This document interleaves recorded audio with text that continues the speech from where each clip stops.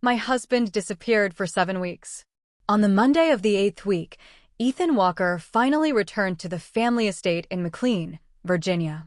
But he was not alone. The passenger door of his black SUV opened, and a woman in a cream cashmere coat stepped out. She removed her sunglasses, linked her arm through his, and looked up at the mansion as if she had simply come home after a long trip. Vanessa Hale. Ethan's childhood sweetheart. His former fiancée. The woman he had once nearly chosen over his family. He brought her into the house where we had lived as husband and wife, then stood in front of his parents, his grandfather, and me and said, "Claire is still my wife."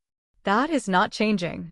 But Vanessa has been through an overseas crisis, and she is in no condition to be alone.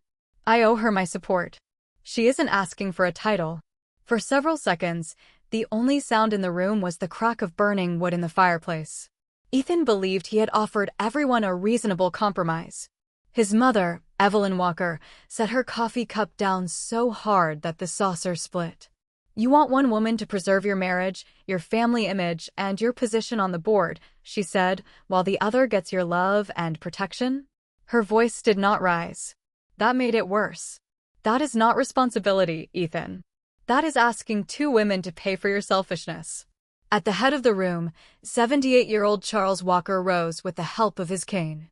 He had founded Walker Global Logistics more than 40 years earlier and built it into one of the largest medical transportation and disaster response networks in the country.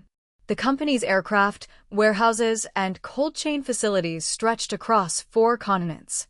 He did not defend his grandson. He looked at me. "Claire, you do not have to sit here while he decides which woman he wants." He placed both hands over the top of his cane. "The trust committee and the board will deal with his position. You only need to tell us what you want." Every face in the room turned toward me. I opened my handbag, removed the divorce agreement I had already signed, and placed it on the table in front of Ethan.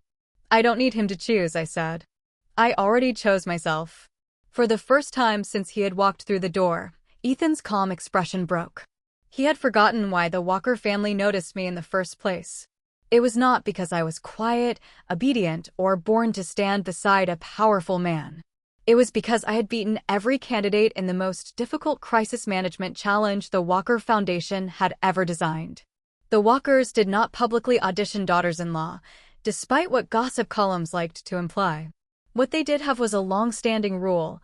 Anyone entering the family's core trust circle, executives, partners, advisors, or spouses of heirs, had to survive 3 kinds of scrutiny: competence, conflict of interest, and moral judgment under pressure. For years earlier, the Walker Foundation had sponsored an international emergency supply chain competition. I was 27 then, working as a hospital inventory analyst and living in the same small Arlington apartment where I had grown up. The first round gave us 300 pages of warehouse, transport, and procurement data. Hidden inside were 7 risks that could collapse a relief network. The second round simulated a Category 5 hurricane. The port was closed. Rail service had failed. 3 hospitals had only 18 hours of medicine left. We had 60 minutes to rebuild the route. The third round looked simple. The judges offered us a plan that would save $20 million, but push rural clinics and low-income communities to the back of the line. Most contestants calculated the financial and public relations consequences. I pushed the proposal back across the table. "A relief system does not exist to protect the most profitable patients first," I said. "If the plan only works by sacrificing people no one powerful can see, then the plan is wrong." I won. My father, Daniel Bennett, was a maintenance technician at one of Walker Global's warehouse parks. My mother died when I was young. I grew up in the repair room behind a distribution center, playing with discarded scanners, valves, route maps, and broken conveyor sensors while my father worked overtime. Scholarships carried me through degrees in operations research and supply chain analytics. After graduation, I took the safest job I could find, tracking hospital inventory and warning administrators before a missing shipment became a medical emergency. Winning the challenge earned me a position in the Walker Foundation's Disaster Resilience Division. That was where I met Ethan. He had been one of the final judges. He wore a perfectly tailored charcoal suit and asked questions like he was cutting weak arguments apart with a blade. After the competition, he stopped me outside the elevator. "You knew rejecting that route might cost you first place," he said. "Why did you do it?" "Because winning was never supposed to prove that I could calculate everything," I told him. "It was supposed to prove that I knew what should never be reduced to a calculation." He studied me for a long moment, then smiled. At the time, I thought he truly saw me. Later, I understood that he saw something useful. I was intelligent, disciplined, emotionally steady, and free of a complicated family network. I would strengthen the Walker name without threatening it. I fit every requirement Ethan had for a wife. The only problem was that the woman he loved had never been me. Ethan pursued me for 10 months. He brought hot coffee when I worked late. He spent an entire Saturday helping my father repair an old heating unit. He listened when I talked about inventory failure curves and transportation bottlenecks that bored everyone else. He never made dramatic declarations. The night he proposed, he said, "Claire, when I'm with you, my life finally feels like it has a stable, clear route." I heard devotion. Looking back, it sounded more like a risk assessment. Our first months of marriage were calm rather than passionate. I worked on emergency programs for the foundation. Ethan served as Executive Vice President of Global Operations. We often sat together in his study after midnight, exchanging reports. He sent me board proposals and asked me to find flaws before anyone else did. Once, I returned a report with 6 pages of notes. He stood by the window reading them, then said, "You really are exactly the kind of person the Walker family needs." I laughed and asked, "What about you? What do you need?" He lowered his eyes and kissed my forehead instead of answering. Silence is an answer when someone gives it often enough. 7 weeks before he came home with Vanessa, Ethan received a call from Europe at 2 in the morning. Vanessa's company, Hale Meridian Transport, handled part of an international medical relief project along the Adriatic coast. A shipment of emergency antibiotics, insulin, and low-temperature equipment had been delayed at a transfer port. Several temporary clinics were supposedly hours away from running out. Ethan stayed in his study for 2 hours after the call. At dawn, he came downstairs carrying one small suitcase. "There has been a serious project failure," he said. "I have to go. When will you be back?" "A few days." "Do you want me to alert the foundation's emergency team?" "No. Vanessa is already handling it." It was the first time he had ever spoken her name to me. I looked at him. "You never told me she was involved in that project." He avoided my eyes. "It's work, Claire." He kissed my cheek in the foyer and left. For 3 days, he sent short messages. On the 5th day, he stopped answering my calls. On the 10th, Evelyn told me he had applied to extend his overseas stay without mentioning it to me. On the 15th, Walker Global's legal department received several emergency waiver documents bearing Ethan's digital signature. On the 22nd, Vanessa posted a photograph on a private social media account. The picture showed 2 cups of coffee near the sea and a man's hand resting beside one of them. On his wrist was the anniversary watch I had given Ethan. Evelyn came to see me that afternoon. She did not defend her son. She sat across from me and said, "Claire, if you decide to leave, this family will not stop you. We will not ask you to endure humiliation for the company's reputation." I asked, "How long have you known about Vanessa?" Evelyn was silent for several seconds.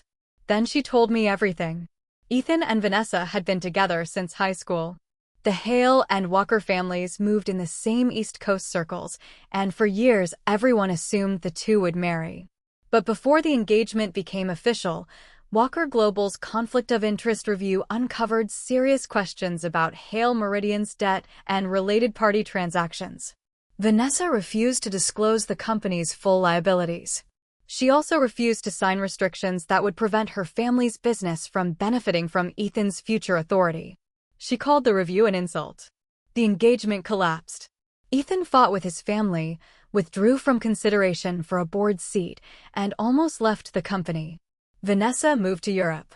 Ethan eventually returned to Walker Global. A year later, he met me.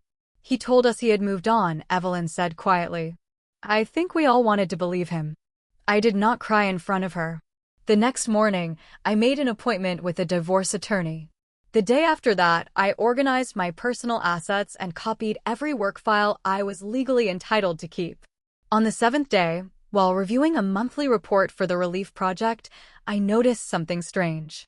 The cold chain loss rate for shipments managed by Hail Meridian had jumped from 3% to 27%. Yet there had been no temperature deviations.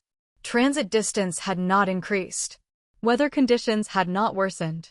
Packaging failure alarms had not risen. Only one thing had changed. Every abnormal shipment had received an emergency waiver after Ethan arrived in Europe. When he returned with Vanessa, I was in the Walker Estate Library comparing those records. Vanessa entered the house without the slightest sign of illness or trauma.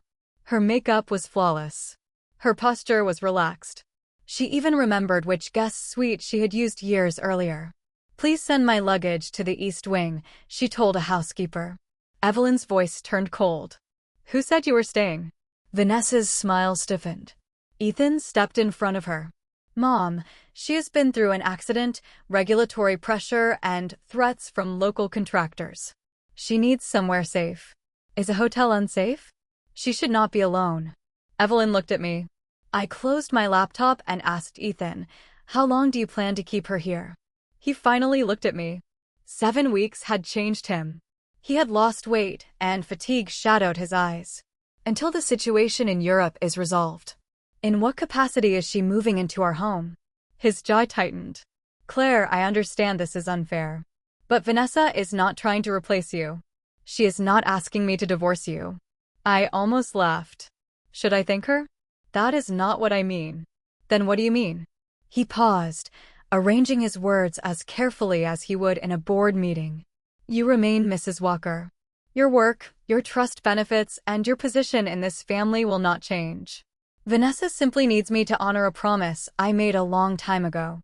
I stared at the man I had married and realized he could make betrayal sound like philanthropy. Vanessa spoke softly. "Claire, I never wanted to hurt you. Ethan always said you were rational, mature, and better than anyone at understanding responsibility." "What else did he say?" "He said you would never let personal emotions damage an important relief project." There it was. Ethan did not bring her home because he thought I was weak.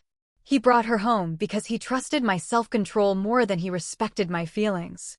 He believed I would consider the foundation, the board, the Walker name, and the patients still waiting for medicine.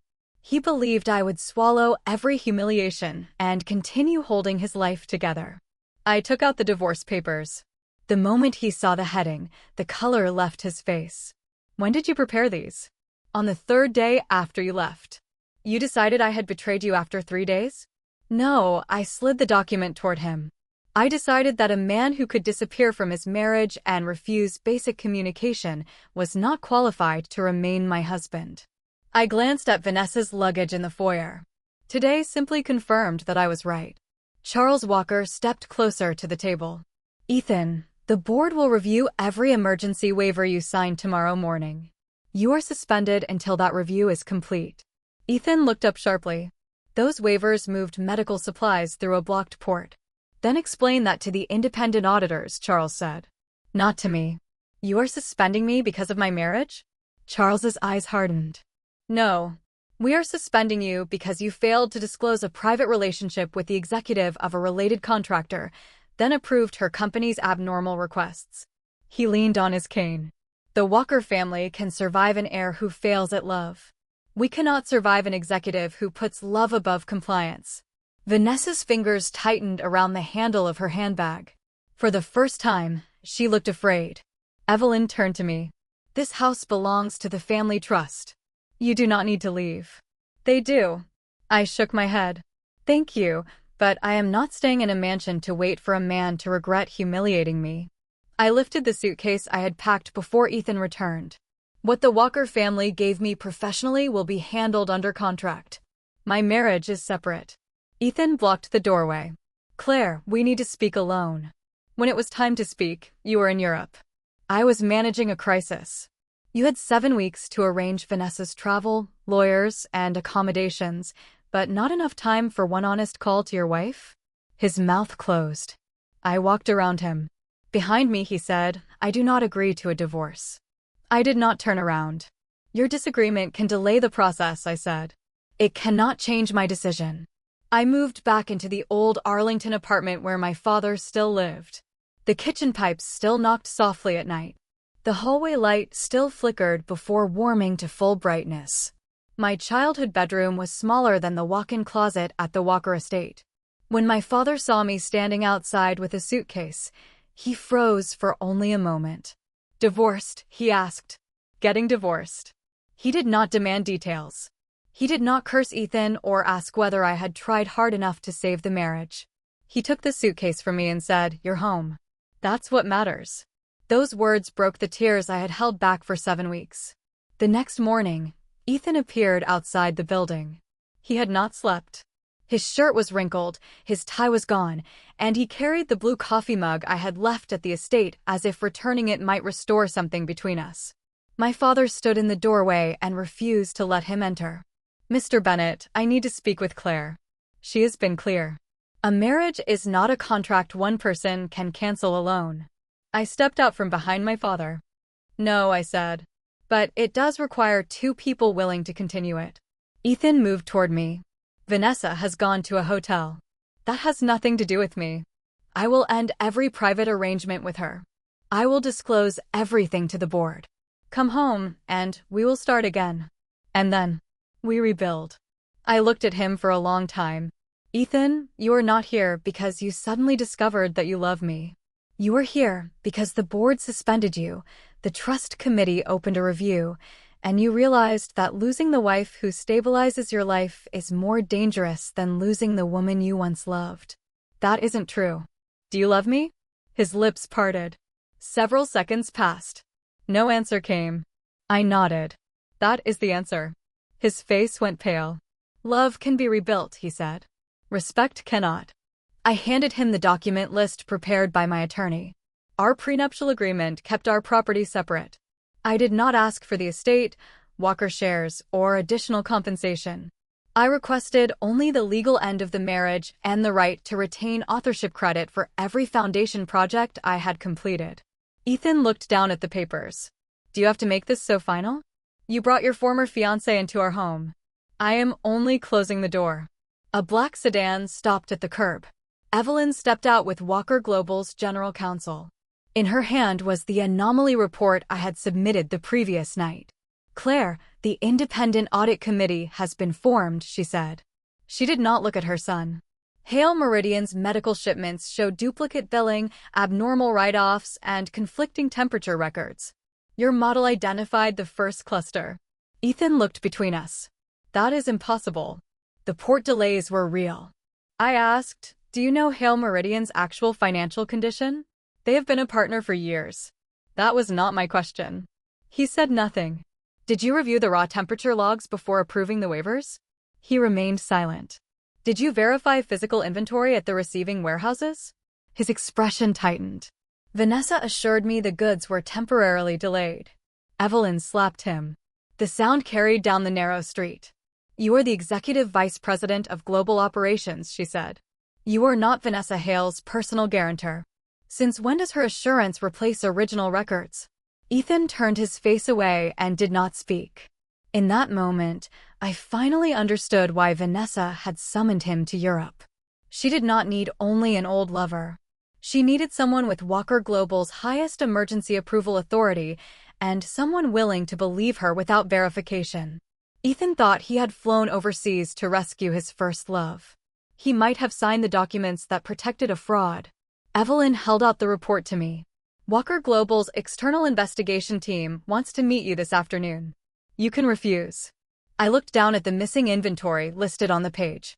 Insulin, antibiotics, portable oxygen equipment. Those were not abstract numbers.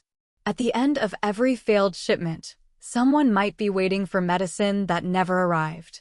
"The divorce continues," I said, taking the report. "And so does the investigation." The board retained Reed Investigations, an independent firm that specialized in healthcare procurement and international supply fraud. Nathan Reed was 34, precise, and almost aggressively uninterested in my personal drama. At our first meeting, he did not praise me for finding the anomaly. He did not ask how I felt about Ethan or Vanessa. He pushed a conflict of interest declaration across the table. You are a Walker Foundation employee and the spouse of an executive under review, he said. Your participation must be restricted. I understand. You will not see Ethan Walker's interview records. You will not participate in any finding about his responsibility. You will not access internal data without written authorization. Agreed. You may explain the model you already submitted and assist with screening non-privileged shipment data inside a controlled environment. I signed. Only then did Nathan slide an isolated laptop toward me. Tell me why you think the loss rate is false. I opened 4 graphs. Cold chain loss normally leaves at least one of 3 signals: temperature deviation, extended dwell time, or packaging sensor failure. Hale Meridian reported massive losses without any of those signals. I pulled up a second dataset. More important, the supposedly damaged goods reappeared 15 days later under different lot numbers. The weight, packaging count, and medication ratios are almost identical. Nathan leaned closer to the screen. The same shipment was sold twice? At least twice. With court authority and full board audit access, the team reviewed 18 months of transport records. The scheme was not sophisticated. It was simply hidden inside a system designed to move fast. Hale Meridian marked part of each qualified medical shipment as temperature damaged. Because overseas relief projects involved multiple carriers and compressed inspection windows, the reports were rarely challenged.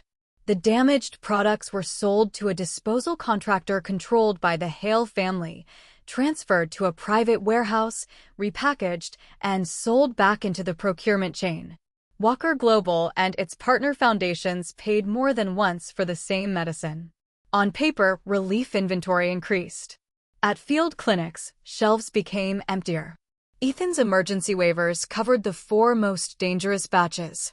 Seeing his signature still tightened something in my chest. Not because I wanted to protect him. Because I had reviewed dozens of his reports during our marriage.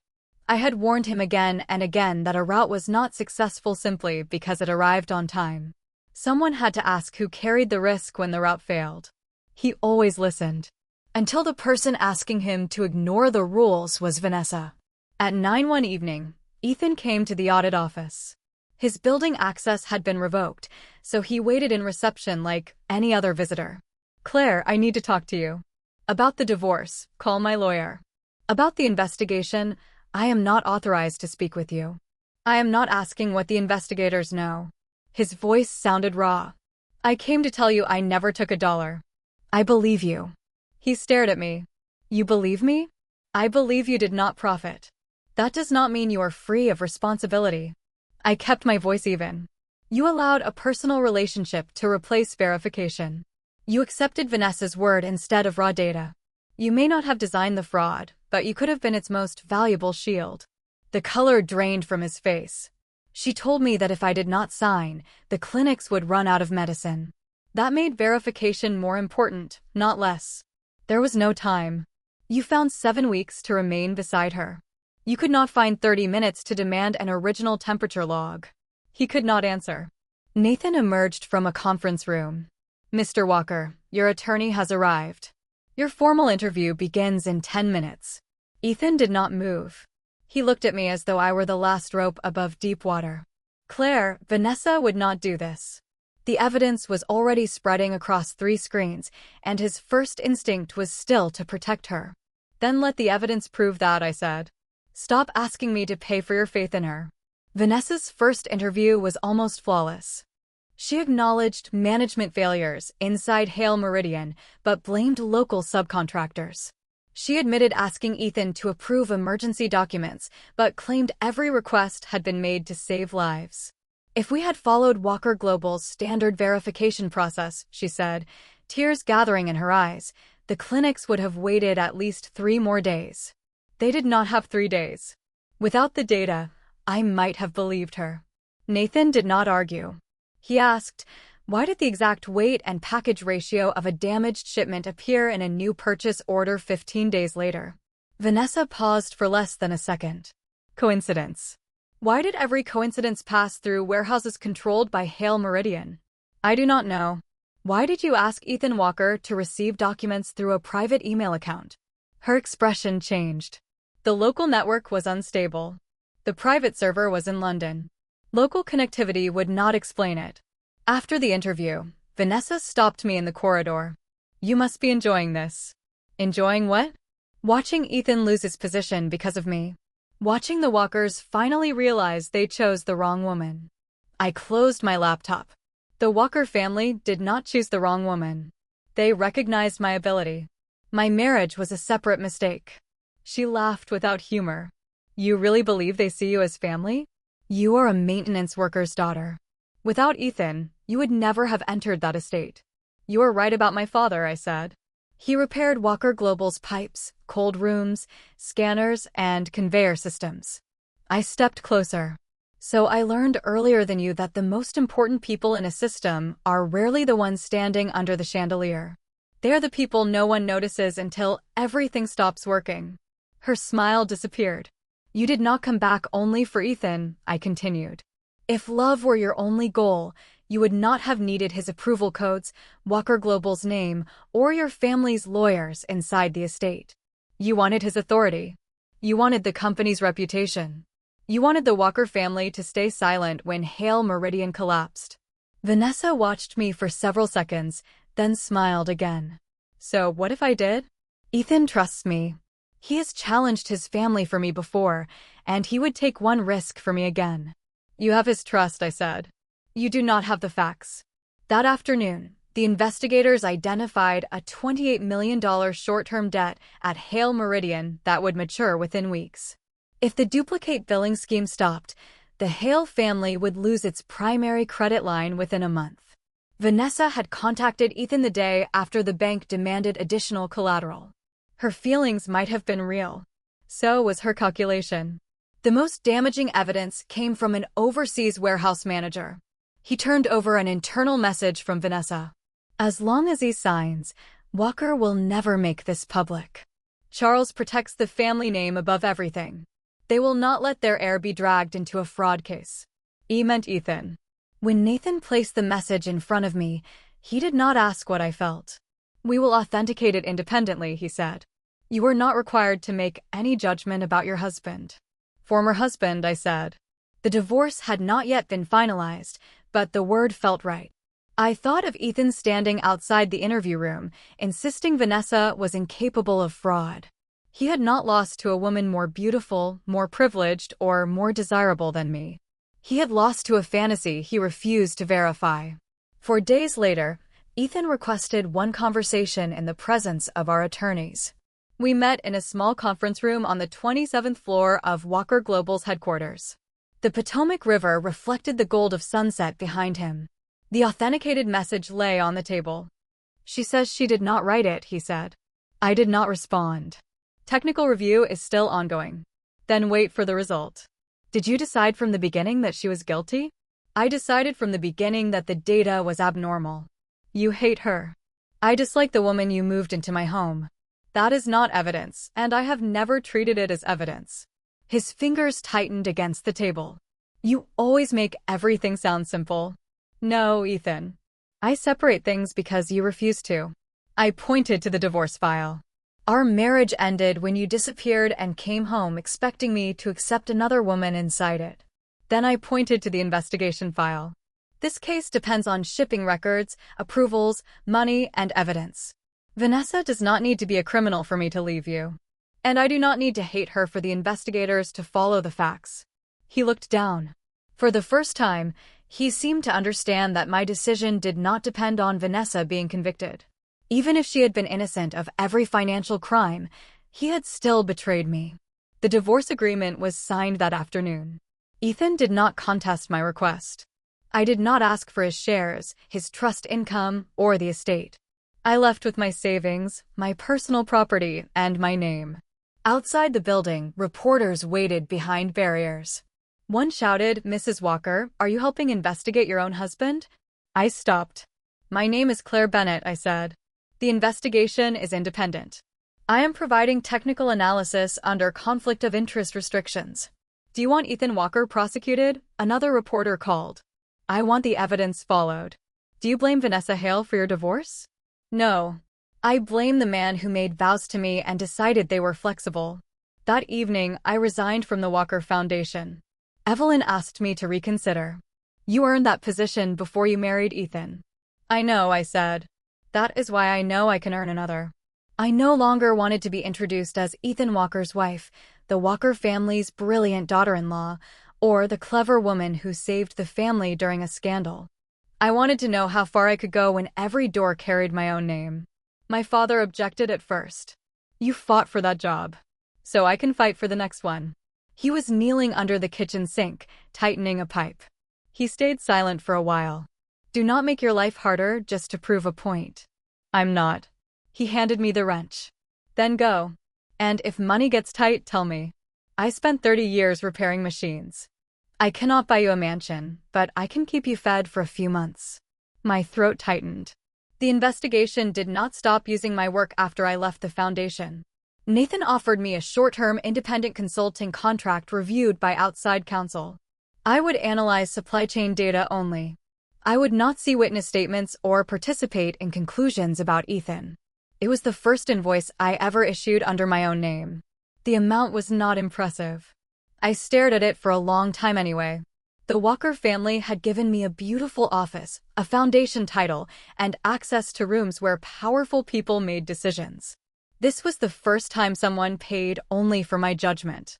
Nathan did not treat me gently because of my divorce. When the threshold in my model was too broad, he rejected it. When I classified a suspicious batch incorrectly, he sent one sentence at 2 in the morning. Evidence does not adjust itself to emotion. I was furious. Then I checked the file again and discovered he was right. The next day, I put the corrected report on his desk. You could say things more politely. Would politeness make the error correct? No. Then it would be inefficient. He opened the report without smiling. Several minutes later, he said, "This version works." That simple approval comforted me more than sympathy ever had. He saw my work, not my wound. Just as we traced a second path of diverted funds, Vanessa changed her statement. She admitted that Hale Meridian had falsified records, but claimed Ethan had ordered everything. To support her accusation, she submitted several recorded calls. In one, Ethan said, "I will deal with the paperwork. Do not be afraid." In another, he said, "Get the shipment through first. We can correct the earlier problems afterward." Taken alone, each sentence sounded like an executive promising to conceal fraud. The Walker board immediately suspended all of Ethan's remaining access. Federal investigators opened a formal case. Within hours, financial networks ran the same headline. Walker air-linked to medical relief fraud. Other outlets preferred the personal angle. Ex-wife helps investigate husband after public divorce. Commentators called me brave, vindictive, calculating, principled, and heartless, sometimes in the same paragraph. My father read the comments on his phone and became so angry that he tried to create an account to argue with strangers. I took the phone from him. When the evidence is public, they will find a new story. And if the evidence never clears you, he asked, then I still cannot change facts to prove I am a good person. Nathan asked whether I wanted to withdraw from the audio review. You signed the divorce agreement less than a week ago, he said. Any conclusion you reach will be attacked. Does procedure require me to withdraw? No. The file metadata falls within the verification work you were already assigned. But voluntary recusal is available. I looked at the audio files. I do not need Ethan to be innocent. I do not need him to be guilty. I need to know whether these recordings are real. Nathan nodded once. Then look only at the evidence. The files contained no obvious editing breaks. The voices were continuous, and the visible timestamps supported Vanessa's account. But after listening dozens of times, I noticed a background sound. Every 4 seconds, there was a short metallic strike. Vanessa claimed the calls had taken place inside a temperature-controlled transfer warehouse in Europe. Such facilities used hydraulic seals and insulated walls. A loose metal panel striking a beam every 4 seconds made no sense there. I searched Hale Meridian's domestic property records. Beside an old freight yard in Baltimore stood a half-abandoned maintenance shed. A safety report from 2 years earlier mentioned a roof shield that had come loose. In strong wind, It hit the support frame at regular intervals. Investigators obtained a sound sample from the shed. The frequency matched. So did the echo pattern and metal composition. The device location history had been deleted from Vanessa's recordings, but an automatic wireless connection log remained in a backup file. On the day she claimed to be in Europe, her phone had connected to Hale Meridian's internal network at the Baltimore freight yard. She had never been overseas for those calls. Vanessa had recorded Ethan before the fraudulent write-off documents existed, when he was telling her to move a legitimate emergency shipment and complete normal paperwork afterward. She later changed the file labels and presented the call as proof that Ethan had ordered her to conceal evidence. The original conversation occurred 17 hours before the first false damage report. Ethan had not planned the fraud, but he was not cleared of everything. When the actual lost documents reached him, he failed to demand raw temperature records. He did not disclose his relationship with Vanessa. He approved emergency waivers even after contradictions appeared. The investigation reached a careful conclusion. Ethan was not a co-conspirator, but his serious negligence and undisclosed conflict had made the fraud easier. Vanessa faced allegations of commercial fraud, evidence fabrication, obstruction, and asset diversion. Before the report went to the board, Charles Walker came to the investigation office himself. Everyone assumed he would ask Nathan to protect the family name. Instead, he handed over a letter. The Walker family is not requesting leniency, he said. If Ethan carries 1 ounce less responsibility because of his last name, then our reputation deserves to disappear. As he left, he stopped beside me. Thank you for not destroying him because you hated what he did, he said, and for not protecting him because you once loved him. I only did what the data required. Charles smiled faintly. That is why the Foundation chose the right winner 4 years ago. The investigation had barely stabilized when a major hurricane began moving toward the Atlantic coast. 3 states requested emergency supplies for hospitals and evacuation shelters. But Hale Meridian, previously the primary regional carrier, had been suspended. Its vehicles, warehouses, and accounts were frozen as evidence. Walker Global had 48 hours to rebuild an entire relief network. 2 proposed plans failed. The first depended too heavily on interstate highways. If flooding blocked one major route, every shipment would stop at the same bottleneck. The second relied on air freight. It was fast, but could not carry enough drinking water, oxygen cylinders, generators, or large medical equipment. Evelyn called me. I know you left the Foundation, she said. You are free to say no. How much time remains? 36 hours. Send all non-investigative public response data through Reed Investigations. Nathan can establish the compliance wall. 10 minutes later, Nathan placed a blank regional route map in front of me. You're certain? Patients will not wait an extra day because I divorced a Walker.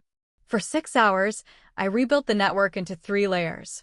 The first used remaining rail access to move bulk supplies inland before the storm arrived. The second distributed inventory across local hospitals, universities, pharmacies, and municipal facilities instead of concentrating everything in one warehouse. The third layer was the smallest and most important. We placed 24-hour quantities of insulin, antibiotics, portable oxygen units, and infant formula at 17 community microhubs. A finance manager objected that the arrangement increased handling costs. These hubs are not designed to move the greatest volume, I said.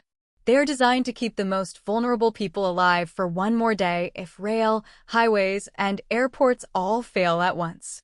Nathan stood at the end of the table. What if 3 of the 17 hubs are damaged? Coverage overlaps by 30%. Any 3 can fail without leaving a community completely isolated. What if communications go down? Printed manifests, satellite text, and fixed delivery windows operate in parallel. He asked nothing else. The emergency command team approved the plan 12 hours later. On the night the hurricane made landfall, the main interstate flooded and coastal airports shut down. The worst-case scenarios arrived together. But bulk rail shipments had already moved inland. Local inventory had already been separated. No single warehouse failure could stop the system. At 2 in the morning, a nursing home lost its backup generator. Its refrigerated medicine would remain safe for only 4 hours. The nearest community hub delivered insulin and a mobile cooling unit in 27 minutes. At dawn, a bridge failed and cut off a small town near the bay. A university hub on the opposite side used boats operated by its athletic program to deliver portable oxygen equipment. 48 hours after landfall, not one registered hospital had stopped emergency treatment because of a supply chain failure. At the public briefing, the state emergency director thanked the team by name. For the first time, mine did not follow the words Mrs. Walker. Claire Bennett, independent supply chain risk consultant. My father replayed the broadcast 5 times. He did not understand every route explanation. He simply pointed at my name on the screen. This time the Walkers did not choose you, he said. You put your own name there. That evening, the National Center for Disaster Resilience sent me a formal invitation. They wanted me to lead a small team developing an anomaly warning system for medical emergency networks. The final line of the letter read, "Ability should not be defined by marriage, family background, or inherited status." I read it several times. Nathan sat across from me, reviewing the last version of our audit report. "Are you accepting?" he asked. "The training requires 6 months away from Washington." "That is not a reason to decline." "Are you always this direct?" "Facts rarely benefit from detours." I clicked accept. In that moment, I did not feel farther away from the Walker family. I felt closer to myself. Before Vanessa was formally charged, she requested one meeting with me. Her attorney said she knew the location of Hale Meridian's final hidden warehouse. She looked nothing like the woman who had arrived at the estate in cream cashmere. Her hair was tied back carelessly. Her face was pale. Dark shadows circled her eyes. Her first question was not about the case. "How is Ethan?" "The board has not finished its decision." "Has he asked about me?" "No." She laughed once, and tears slipped down her face. "He was not like this before. If anyone hurt me, he would leave everything and come." I did not comfort her. She wiped her eyes and looked at me with sudden anger. "You must feel victorious." "Why? You won. The Walker family admitted you were more capable. I destroyed Ethan, and now my family company is finished. None of that was caused by me.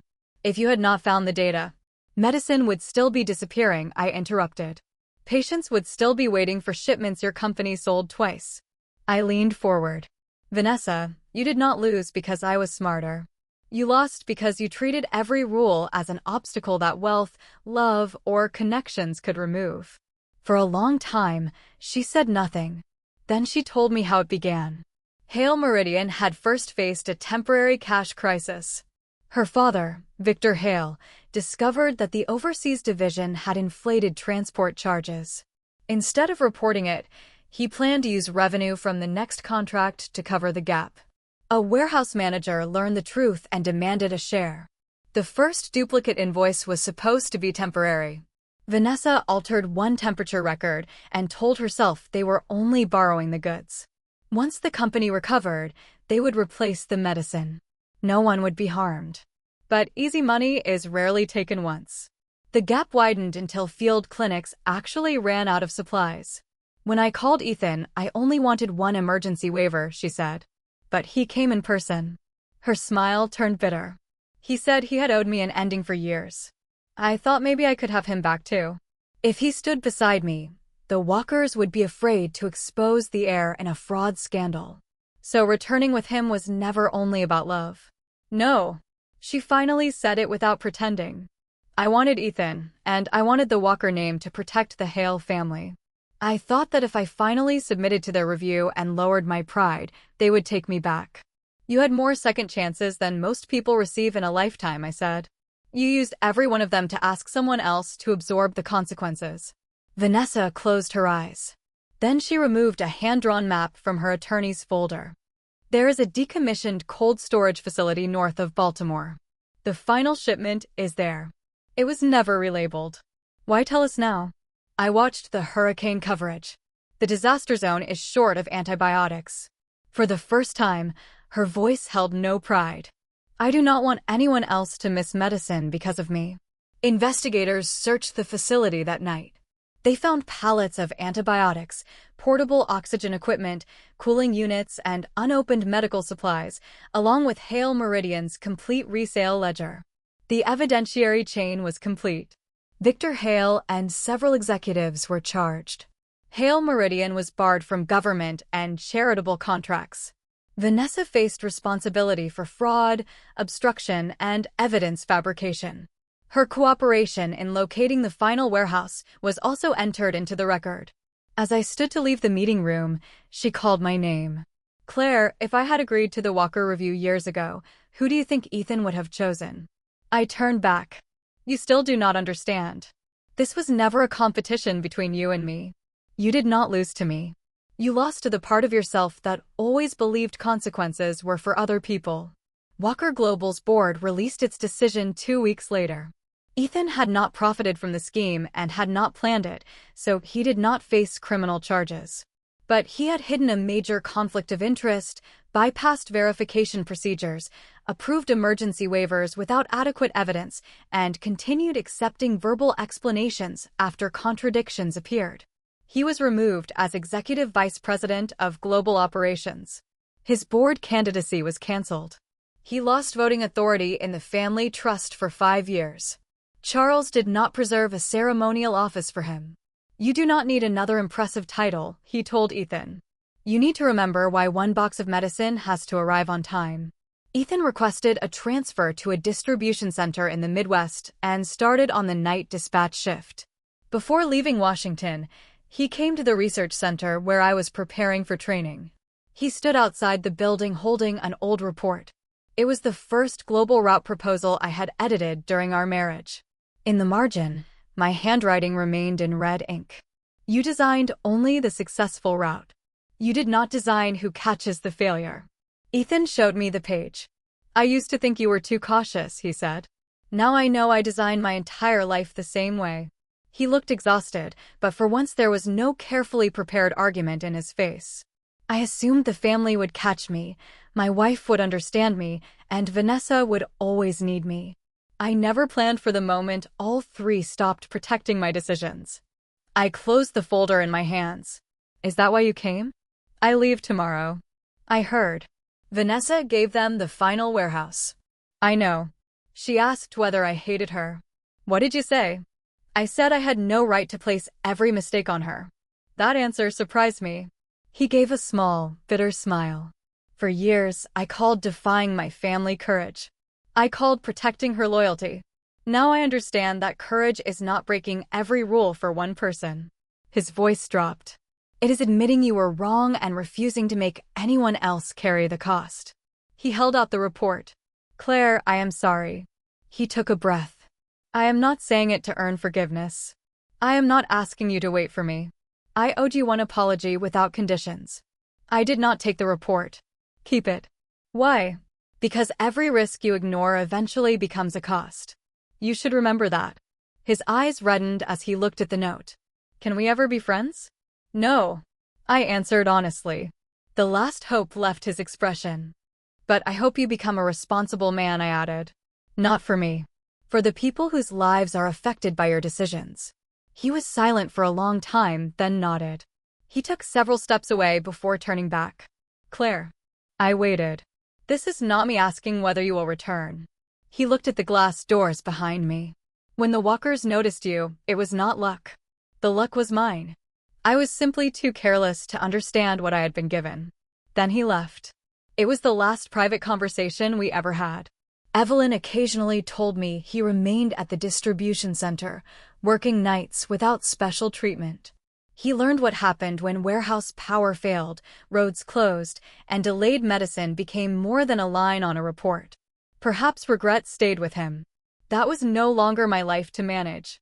6 months later, I completed my training and joined the National Center for Disaster Resilience full-time. My title was not grand. My office was not large. But for the first time, the glass door carried only my name. Claire Bennett. Supply Chain Risk Lead. No Mrs. Walker. No daughter-in-law of a famous family. No betrayed wife from a financial scandal. My father wore the old suit he had saved for funerals and weddings when he came to visit. He stood outside my office and polished the glass twice with his sleeve. "Dad, if you keep rubbing it, the letters will come off." There was dust. "The building has a cleaning staff." He nodded stubbornly, though his eyes had filled with tears. My first independent project expanded the Hale case's anomaly detection logic into a national medical relief network. We divided warning signs into 4 groups: abnormal loss, duplicate billing, timing conflict, and route mismatch. Patterns that once took auditors months to find could now be flagged in minutes. The first time the system stopped a suspicious shipment, Nathan sent me a message. The data did not lie this time either. I replied, "Data has always been honest. People are the ones who decide not to look." Nathan became an outside compliance advisor to the center and my most frequent opponent in meetings. We argued over risk thresholds until midnight and ate cold sandwiches outside convenience stores after projects ended. He never made decisions for me. He never handled me carefully because of my past. One evening after a meeting, he asked, "Are you free Saturday? Is there another project?" "No. Personal invitation." "Can I refuse?" "Of course. Refusal will not stop me from rejecting your report on Monday." I laughed. "Saturday, then." There was no grand ballroom, no billionaire rescue, and no promise that love would erase every wound. There were simply 2 people standing on their own feet, willing to see whether they could walk beside each other. Evelyn still visited sometimes. She stopped bringing news about Ethan. Instead, she brought apple pie, old logistics case studies recommended by Charles, and questions about my newest project. One afternoon, she placed a dark blue document box on my desk. Inside was an offer for a long-term consulting role with the Walker Foundation and a letter of thanks from the Family Trust Committee. I pushed the offer back. "I cannot return as a permanent advisor." "This is not an invitation to become part of the family again," she said, keeping one hand on the box. "Charles believes the Walkers did not truly choose a woman suitable for an heir. They recognized a professional worth respecting." She opened the agreement. It carries no family title and no personal condition. I read the final pages. Independent fees. Mandatory conflict review. Public authorship credit. Everything was clear. I declined the permanent role but accepted one 3-month project contract. Evelyn smiled. "Why only one project?" "Because professional cooperation can continue. Family identity does not need to return." She looked at my name on the door. "Did you truly never want to go back?" "I did." She blinked.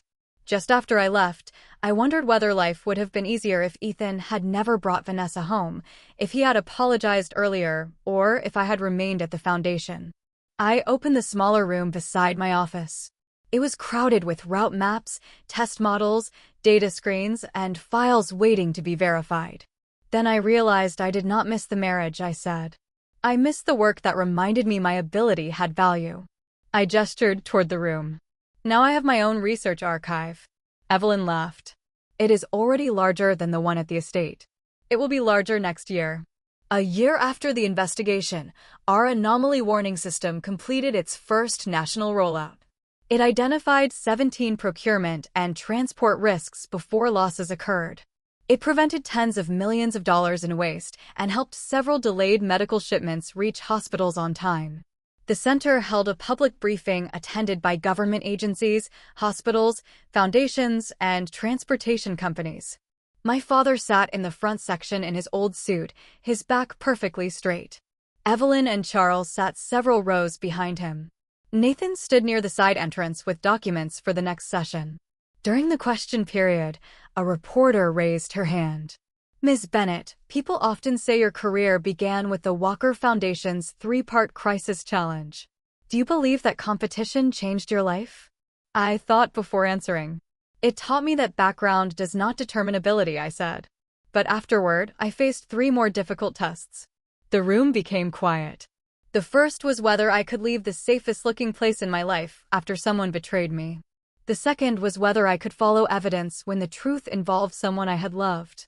The third was whether I could remember my own name when other people offered me an easier, more prestigious identity. I looked out at the audience. I used to believe intelligence meant calculating the correct answer. Now I think real intelligence is knowing what cannot be traded, what cannot be compromised, and which road you must be willing to walk yourself. After the event, Charles approached with his cane. He had grown thinner during the year, but his eyes remained sharp. "Those 3 tests were harder than anything we designed," he said. I took his arm. "You did not have to come in person. I wanted to see the winner of our old competition." He removed a photograph from his folder. I was standing in the last row of contestants, wearing an inexpensive navy suit and holding a pen that had run out of ink. Ethan stood at the opposite side as a judge. He was looking toward the stage, not at me. After the final round, Charles said, "I asked Ethan what he thought of you." "What did he say?" "He said you were perfect for the Walker family." Charles sighed. At the time, I considered that high praise. Later I understood that being suitable is not the same as being chosen. A man who never truly chooses a person rarely understands how to value her. I handed the photograph back. "It is over." "Yes," he said. Then he looked at the display behind me. "Fortunately, you did not allow that marriage to become the most important story of your life." That evening, I walked with my father through Old Arlington.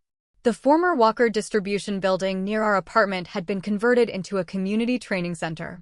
Young people learned cold chain maintenance, equipment repair, and warehouse technology in the same kind of room where I had spent my childhood. My father asked, "Did you ever hate Ethan?" "A little." "And now?" "Not anymore." "You forgave him?" "No." I linked my arm through his. "I no longer need to." Forgiveness and refusal to forgive can both keep a person at the center of your heart. Letting go is different. It is hearing his name and recognizing only a road that has already ended. At the next corner, Nathan waited beside his car. He took the document bag from my father. My father looked at him, then at me, and cleared his throat with exaggerated seriousness. "I will head home. You two can walk slowly." Nathan said, "I will have her back by 10.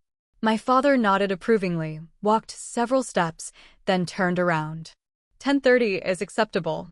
I laughed so hard I had to stop walking. Night wind moved through the plane trees, and Washington's lights glowed in the distance. Once I believed that entering the Walker estate was the best answer my life could offer. I eventually learned that no door is a destination. What matters is that when you walk out of one, you still possess the ability to keep moving. The Walker family once welcomed me because they believed I was intelligent. But I was never born to be selected by a powerful family. I was born to walk into any room and earn the right to put my own name on the door.